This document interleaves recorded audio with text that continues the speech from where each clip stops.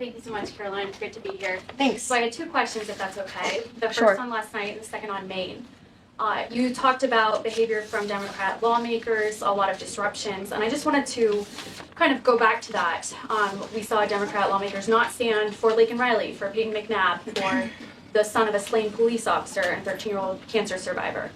What are the optics of that nationally, just in terms of not just the people who were in the room last night, but across the nation? And also, was President Trump expecting this type of behavior when he was crafting his speech? So I gave a quote to one of the media outlets in this room yesterday that Democrats behaving like children would be the least surprising thing of the night. And unfortunately, that quote did turn out to be true. I think the president and everyone, frankly, was surprised by the Democrats refusing to stand for not the president's policies, because frankly, we expected that, but for the everyday Americans who President Trump was shining a light on their stories. Mark Fogel, for instance, an American school teacher who was detained by the Russians. President Trump freed him. If Joe Biden had done that, they all would have been on their feet, but because of what came from President Trump, they weren't. So we think it's very sad, but we're very proud of the president today, and the American people are the people that this president cares about most, and the reviews are in, and everybody loved his speech. Thank you. And then on Maine, we know that the governor of Maine has really pushed back against the president's executive order saying that boys should not be in girls' sports. I spoke with a lawmaker from Maine this morning who told me she'd been censured by state lawmakers for calling a man and speaking up on this. What is the next move for the White House in this battle to protect the integrity of women's sports? Yeah, well, the Department of Education has sued the state of Maine. As you know, there's ongoing litigation. The president has made a commitment to ensure that states are being held accountable if they continue to allow men and women's sports, which he believes is an egregious violation of taxpayer dollars. And so that fight continues, and the president won't back down. Again, this is a common sense policy.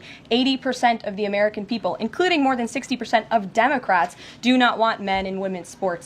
So the president will stand by this commitment. Thank you. Gabe, good to see you in here. Good to see you, Caroline. A couple questions. One, can you confirm that the president held talks with the big three automakers today, speaking about potentially delaying tariffs? I can confirm, and I'm glad that you asked, because the president sent me out here with a statement directly from him on this. I saw it was reported earlier today by Bloomberg News, and he wanted me to share this with all of you. We spoke with the big three auto dealers. We are going to give a 1-month exemption on any autos coming through USMCA. Reciprocal tariffs will still go into effect on April 2nd, but at the request of the companies associated with USMCA, the president is giving them an exemption for 1 month so they are not at an economic disadvantage. So the three companies that he spoke to are Stellantis, Ford, and General Motors. They requested the call, they made the ask, and the president is happy to do it. It's a 1-month exemption. And the president just posted on social media that he had spoken with Prime Minister Trudeau. He says he's not satisfied with what the Prime Minister has said when it comes to fentanyl, but less than 1%, as you know, less than 1% of the fentanyl seized last year was in the northern border. What else does Canada need to do? Well, the president did just put out a statement on his call with the governor, Justin Trudeau, as he calls him, of Canada. And he said that he was not pleased, as you said. He said it's not good enough. He told Prime Minister Justin Trudeau that directly. The call ended in a somewhat friendly manner, as the president said, but he's not going to stop standing up for the American people. And to answer your question directly when it comes to fentanyl, for the last 4 years, unfortunately, our neighbors to the north and the south, Canada and Mexico, respectively, have allowed America to be a dumping ground, not just for illegal aliens, but for illegal, poisonous, deadly fentanyl, which is now the #1 killer of young people in this country aged 18 to 34. Through the northern border in Canada, in last fiscal year alone, there was enough fentanyl seized to kill 4.8 billion people, and that number is up 2,050% from 2023, the year before. So there's been more than a 2,000% increase in illegal fentanyl seizure at the northern border. Why? Because Canada is allowing that fentanyl to come to the United States. The president sees these numbers. He thinks about the lives that are lost. And everybody in this room, I'm sure, everybody watching at home, everybody across the country knows someone in our lives who has been killed at the hands of this deadly poison. There needs to be repercussions for that. The president feels very strongly about it. But Caroline, respectfully, it's just 43 pounds. that were found last year. That's less than a carry-on suitcase. Is that a lot of fentanyl compared to, say, Mexico, where the vast majority of the fentanyl is brought in through Mexico, not Canada? So what else does Canada need to do? Well, I just told you, last year alone, there was a 2,000% increase in illegal fentanyl. But it's only You're 43 asking pounds, me, Carol. you're asking me for what the president's justification is for these tariffs. It's not up to you. You're not the president, Gabe. And frankly, I think it's a little bit disrespectful to the families in this country who have lost loved ones at the hands of this deadly poison. If you talk to them, and this president has, they are grateful that they finally have a president who is standing up to both Canada and Mexico, and most importantly, to China as well. The president added an additional 10% tariff on China because this deadly poison is being produced in that country. It's being distributed through our neighbors, and there needs to be consequences for that, period. Peter. Thank you, Caroline. If the U.S. has a longstanding policy that we do not negotiate with terrorists, then why is the U.S. now negotiating directly and for the first time ever with Hamas? Well, when it comes to the negotiations that you're referring to, first of all, the special envoy who's engaged in those negotiations does have the authority to talk to anyone. Israel was consulted on this matter. And look, dialogue and talking to people around the world to do what's in the best interest of the American people is something that the president has proven is what he believes is good faith effort to do what's right for the American people. Is it just about the hostages, or are they also talking about the president's plan to take over Gaza? These are ongoing talks and discussions. I am not going to detail them here. There are American lives at stake. I would defer you to the Department of State for further details, but I'm not going to get into those talks here at this podium. And we know that some officials here were miffed that Zelensky showed up last week without a suit for his meeting in the Oval Office, but Elon Musk never wears a suit. He did last night. So what is the dress code? Well, Elon Musk wore a suit last night. I'm sure you saw it. Was he spooked by the Zelensky, Zelensky getting kicked out? No, I don't think so. I'm just pointing out that he did wear a suit last night, and I think the president liked that very much, and he looked great. Speaking of the president, he just passed me a note while I'm standing here. He wanted me to hold this up. This is the poll that I cited, the CBS YouGov poll that shows that 76% of those who watched the president's speech last night approved of his speech. And so it goes to my earlier point that I made in my monologue about how incredibly sad it is that we have a modern-day Democrat Party who is so severely out of touch with the American public.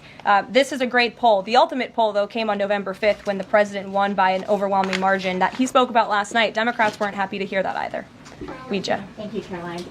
Back on tariffs, last night President Trump said there will be a little disturbance, but we're okay with that. Can you put a dollar figure amount on how much the average American family should expect to pay as this disturbance? And why should Americans be okay with that when so many are already struggling to pay the bills? Well, first of all, last night, the president told the truth. And he was realistic, and he level set with the American people. And I think, frankly, it's very refreshing, and everybody in this room should be very grateful that we have a president who tells the truth about the reality of the economic situation that we are in, unlike the previous president who lied to everybody's faces, saying inflation was transitory, saying it was under control, saying that the border was secure, when none of that was true. So the president is being frank and honest, and the American people elected this president to have monumental reform and change, including rebuilding our manufacturing base in this country, standing up to foreign nations who have been ripping off our country for decades. And that requires a little bit of disruption. That requires a lot of effort and work that this president is focused on doing. With that said, as the president said last night, his administration is wholeheartedly committed, of course, to ending the inflation nightmare caused by the Biden administration. Look at the deregulation efforts. Look at the president's push last night in his speech for Congress to pass tax cuts, to end taxes on Social Security and overtime pay for hardworking Americans, end taxes on tips. We need Congress to get that done because that's going to put more money back into the pockets of the American people. And I didn't even mention energy. Look at the president's approach and focus on unleashing the might of our energy industry. We know that's the #1 driver of inflation. He's been slashing back a lot of the burdensome regulation from the previous administration to unleash our energy industry here at home, which will drive down costs. He said he is committed to making America affordable again. He did it in his first term, and Americans can trust him to do it again. President Trump Sure. has made clear, Caroline, that he loves tariffs, but the stock market does not. How does he factor that into his decision making? Well, the president does love tariffs. He said it's one of his favorite words in the English dictionary, and he believes in tariffs because they'll ultimately make America rich again. They're going to raise revenue. They're going to help us pay down our debt. Most importantly, they're going to bring American jobs here back home. So I think for folks on Wall Street who may be concerned, look at what this president did for you in his first term. Wall Street boomed. Stock market boomed. The president expects that to happen again, but most importantly, Main Street is going to boom, and that's why the president has this whole of government economic approach, which includes tax cuts, tariffs, regulation cuts, and an energy industry that will bring down costs for American consumers. Sure, Monica. Thank you, Caroline. You mentioned not one Democrat senator voted to protect women's sports from males. Not one Democrat congressman or congresswoman stood to applaud or support protecting women's spaces and sports at the president's joint session to Congress last night, as you articulately mentioned in the beginning. So I'm wondering, what message is that sending to not only young women who are competing in these sports across the country, but also to the parents of these young girls? Yeah. I think the message that Americans should take away from last night is that they have a president in the Oval Office who is committed to doing what's right for them, especially women and girls across the country. And I think it's very ironic, thank you for bringing up the point about women, that Democrat women were wearing pink to support our fellow females, yet they couldn't stand, again, for a young woman who was almost killed and severely injured by a man on the volleyball court. They couldn't stand for the mothers of two beautiful young women whose lives were taken tragically at the hands of illegal people. So you can't say you're the party of women and then support men and women's sports and not stand up for basic law and order and immigration reform that will protect women in this country. That's what President Trump is doing. He's the president for women. Lindsay, good to see you. Thank you, Caroline. Good to see you. So, speaking of tariffs, China said yesterday that they're ready for any kind of war with the U.S. Because of these tariffs that have been placed on them. And a Chinese spokesperson also said that the tariffs would not lead to a resolution of U.S. concerns about fentanyl originating in China. Can you speak to how the administration is planning on responding to that? Well, I think Secretary Hegseth has responded to that this morning.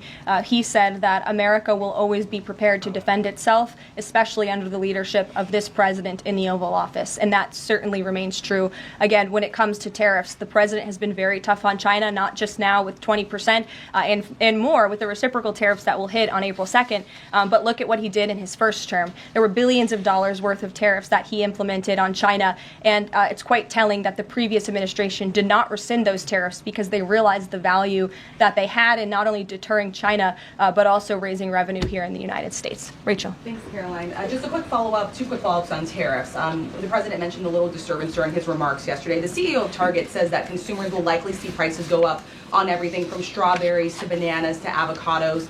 How long should Americans expect to pay higher prices? Are we talking a week, a couple of days, a few months?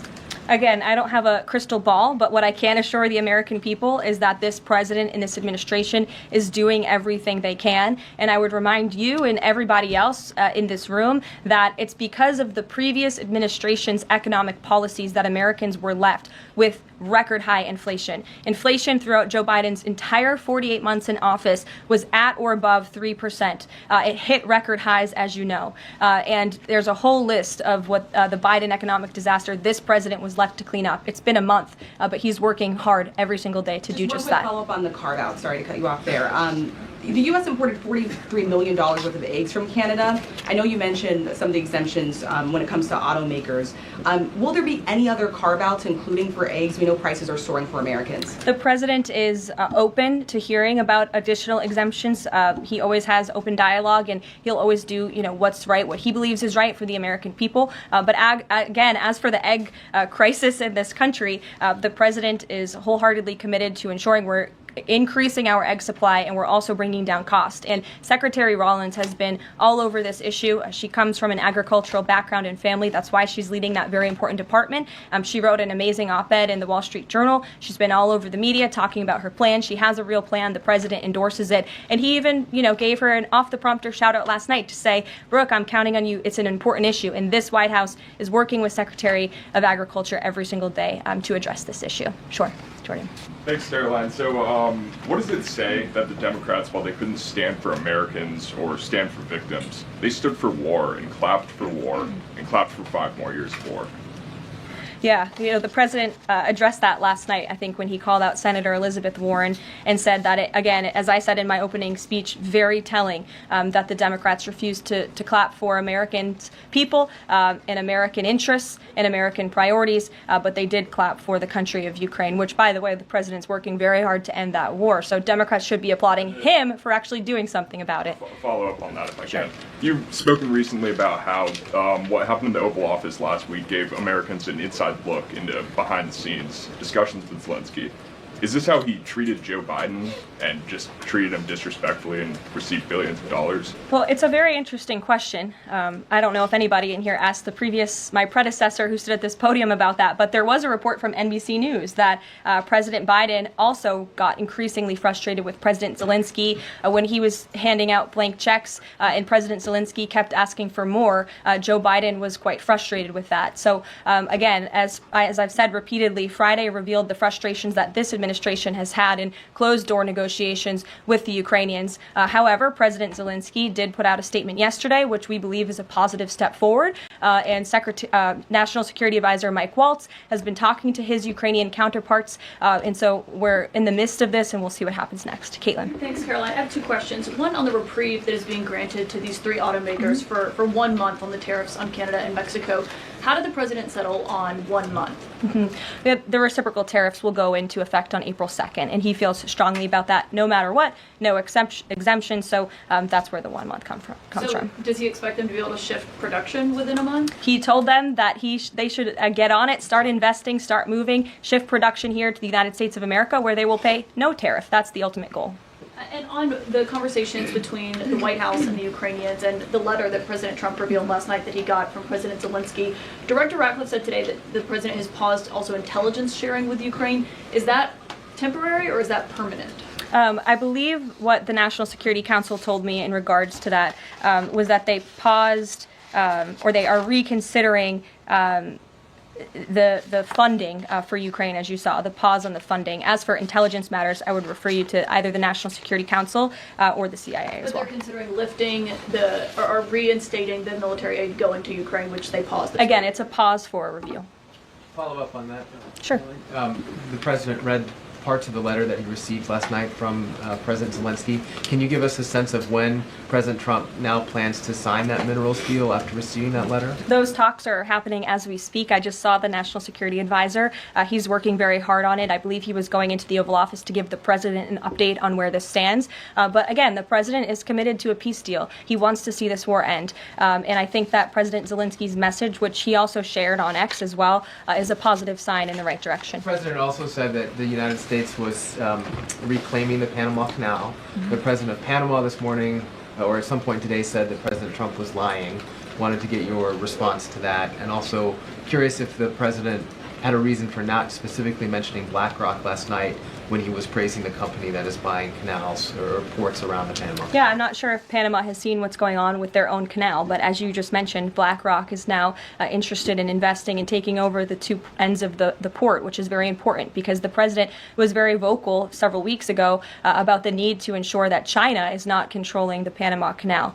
This is a very important place for the United States of America. We also saw that the Panama Canal lifted fees on our U.S. naval ships that are going in and out of the canal. That's a win for the United States of America, and the president will continue to ensure that the Chinese government, the CCP, cannot be infiltrated in the Western Hemisphere, and certainly not in the Panama Canal, which is a very important place for our country.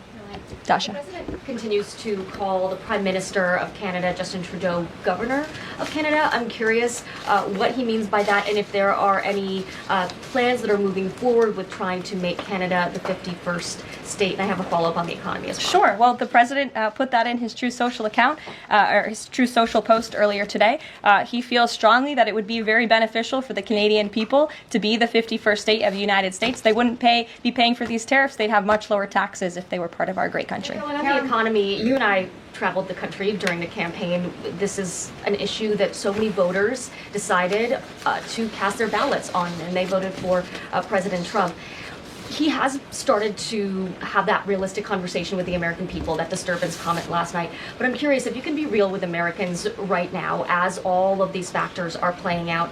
are things potentially going to get worse before they get better? Look, I've now been asked and answered this same question, just given to me in different verbiage, of 3 different times, and I will answer it again in an effort of transparency to the American people, because this is an important issue, and the American people, this president understands that it is. And again, that's why in his joint address to Congress last night, he addressed this issue with a realistic and honest approach. He talked about what this administration is doing to unleash American energy and to make America affordable again. And this administration is wholeheartedly committed to doing it. And I would remind the American public that the first-term record of this president speaks volumes. That's why they reelected him, because they know that he can fix our broken economy, and it's very, very broken from the previous administration. Stephen. Thank you, Caroline. I've got 2 questions, one on press access and the other on fentanyl and tariffs. Sure. On press access, your predecessor, Karine Jean-Pierre, who presided over many novel press access restrictions, criticized the recent changes to the press pool made by your office. She said in an interview, quote, "What we're looking at is what North Korea is doing." What's your response to that, and can you say anything to allay concerns that unfavorable coverage will be punished in this new press pool system? I think that's the same individual who said from this podium numerous times that the commander-in-chief was mentally and physically up for the job, which we knew was a lie. Many people in this room knew it was a lie. Many of you were admonished for asking questions about that truth. So when it comes to truth and transparency, this administration, this White House is setting the example. This president is taking far more questions than his predecessor, Joe Biden, did on a daily basis, and that will continue. And on fentanyl and tariffs, fentanyl produced largely in China has killed 334,000 Americans over 5 years. According to CDC data, that's about 1 in every 1,000 Americans. President Trump has cited this for applying new tariffs to Canada, Mexico, and China. But in addition to China's talk about being ready for any kind of war, they said yesterday, the foreign ministry said that, quote, "The fentanyl issue is a flimsy excuse to raise U.S. tariffs," and, quote, "The U.S., not anyone else, is responsible for the fentanyl crisis." So what's the response to China that the talk of fentanyl is just an excuse for tariffs, and what does that say about the resolution? Well, of course, the country that is getting very rich off of distributing this deadly poison to American citizens is going to say that.